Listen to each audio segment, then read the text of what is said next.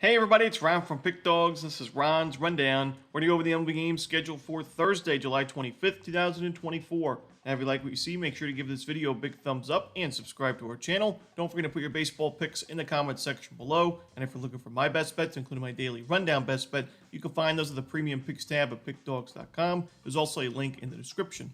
Alrighty, here we go. Here are the games for Thursday in Major League Baseball. First up, we see the San Diego Padres taking on the Washington Nationals. Dylan Cease and Patrick Corbin are your starters. For me, it's too much of a lopsided pitching matchup in this game in favor of the Padres. While Patrick Corbin pitched pretty well in that last game against Cincinnati, and I don't think he gets shelled in this game, it's just the fact that Dylan Cease is on fire right now. He ended the first half of the season with one of his best starts of the year. 6 innings, one base hit, no earned runs, and 11 strikeouts against the Braves. And then he followed it up with an even better performance in the first start of the second half against the Guardians. Another victory for San Diego on the run line, and it was 7 innings of one-hit baseball again, no earned runs, only 1 walk, and 10 strikeouts. And that's a tough team to strike out. The Guardians have one of the lowest strikeout rates in baseball. So now I know the Nationals improved offensively against righties recently, but I think Cease pitches well. I think the Padres back him up. They've been better against lefties recently. Give me the Padres on the run line. Next up, we see the Baltimore Orioles taking on the Miami Marlins. Corbin Burnes and Roddery Munoz are your starters. Another game where I do think it's a lopsided pitching matchup in favor of the O's, but I also think that Munoz, similar to Corbin, has made some improvements recently. We saw that Munoz was giving up a lot of home runs at the beginning of the season. He has not given up a single home run in his last 3 starts, so definitely a step in the right direction. But I still think with the Orioles, how strong they've been against righties this season, they'll be able to get to Munoz. I think this is a good matchup for Burnes. Not my favorite game on the board. I don't think the value lies with either team in this one, but if I had to lean, I would go with the Orioles on the run line. Next up, we'll go to the AL Central as the Tigers take on the Guardians. We're going to see Gavin Williams for Cleveland, no official starter for the road team. Now, for me, I'm just going to isolate this game to the matchup offensively for Detroit against Williams.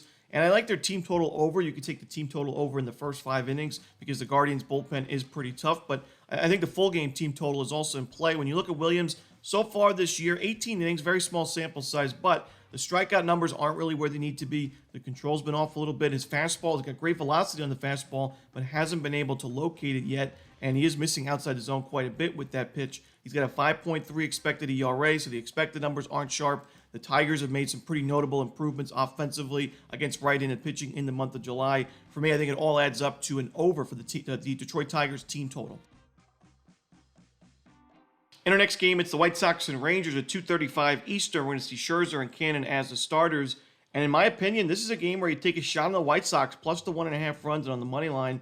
I know the White Sox have been one of the worst teams in baseball, offensively, especially in the month of July. However, when you look at Max Scherzer, didn't pitch well in that last game against the Orioles, was forced to leave the game after only 2 innings of work due to fatigue in his arm. He's already somebody that's battled injuries this year. The xFIP is at 4.25, the FIP at 4.43. His strikeout numbers are some of the worst so far in his career. I think that there's value on the White Sox. Cannon's somebody that with pretty solid expected numbers. I think he's pitched well overall this season, and I think the value lies with Chicago. I don't think that the Rangers' offense is strong enough right now to warrant a price like this, even with Scherzer on the mound. So give me Chicago in this one. Next, we'll go to the AL East as the Rays take on the Blue Jays. Taj Bradley and Chris Bassett are your starters. Taj Bradley at the beginning of the season had struggles on the road, but that's no longer an issue for him. His last 3 road starts have all been successful and all have been quality starts. He had 7 innings of one-hit shutout ball against the Yankees in that last game, a 9-1 win for Tampa Bay. Back against the Rangers on July the 6th, 6 innings, 1 earned run in a quality start. The Rays didn't win that one, but he pitched well. And then before that against the Twins on June 19th, 6 innings, 2 earned runs at Target Field in a victory for Tampa Bay 3-2. I think Bradley pitches well against one of the weakest lineups in the American League. And when you look at Chris Bassett on the other side, he's pitched well overall this season, but recently not the sharpest. That last game against Detroit, 5 earned runs given up, 2 bombs to go with it. Give me Tampa Bay in this one. I trust their bullpen a lot more as well. Next up, the San Francisco Giants taking on the Los Angeles Dodgers. Logan Webb for San Francisco, and making his season debut, the lefty future Hall of Famer Clayton Kershaw for the Dodgers. Now, Kershaw's pitched since 2008. He started seasons midway through due to injury before. I'm not worried about his game in this start or going forward. I still think when healthy, Kershaw, one of the better pitchers in the National League West. And I think he pitches pretty well. I think he'll probably go about 4 or 5 innings in this game. He didn't really pitch too much in the minor league rehab starts, only a couple of those outings. So I don't think the Dodgers are going to really push him too much in this start.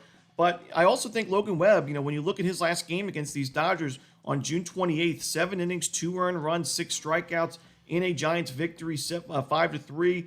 Before that against LA on May 15th, he went 6 innings, a shutout ball, and another 4-1 victory for San Francisco. He's pitched well against the Dodgers recently, and I think he keeps his team in the ballgame here. When you look, I mentioned, Kershaw's first start back, probably not going to go too deep into this ball game. And then you look at that Dodgers bullpen in the month of July, the ERA above 5, the expected numbers some of the worst in baseball. I think the value lies with San Francisco in this game. I think Webb can go 6-7 strong innings. Should be enough for a Giants victory. In the end, give me San Francisco on the money line. Here we have a big-time NL East rivalry between the Atlanta Braves and the New York Mets. Charlie Morton and Luis Severino are the projected starters. And I remember that Sunday Night Baseball game for the Mets and Braves back, I think it was in May, where Severino faced this Braves lineup, and I really didn't like his approach in that start. I think he was rather fortunate to be able to get out of that start, only giving up the 2 runs. He gave up a home run in that one, a couple of walks, but it was clear that the Braves were starting to pick up some things on him, and if he continued that outing, past the 5th inning, he was going to be in trouble. And I worry about him in this spot against the Braves team. It's been okay against right-handed pitching in the last month. The loss of Ozzie Albies definitely hurts, but I still think there's enough talent there, especially in the middle of the lineup, to be able to get to Severino and similar starting pitchers going forward. Charlie Morton's somebody that hasn't always had the best numbers against the Mets, but his last game against New York was a really good outing, and I think he pitches well in this game. That game was at Citi Field. It was back on May 10th. He went 7 innings, 1 earned run. He had 7 strikeouts as well. And also, I think when it comes down to it, I think if this is a close game late, I trust the Braves bullpen a lot more. It's been sharper in July and overall this season. The Mets bullpen's dealt with injuries, but also in the month of July, an ERA just below 6 so far. So give me the Braves in this one on the money line. And that's it. Those are the games for Thursday in baseball. Hope you enjoyed this video. If you did, don't forget to hit that like button and subscribe. Put those baseball picks in the comments section below. Again, if you're looking for my best bets, you can find those at Pickdawgz Premium. As always, this is Romanelli. Good luck.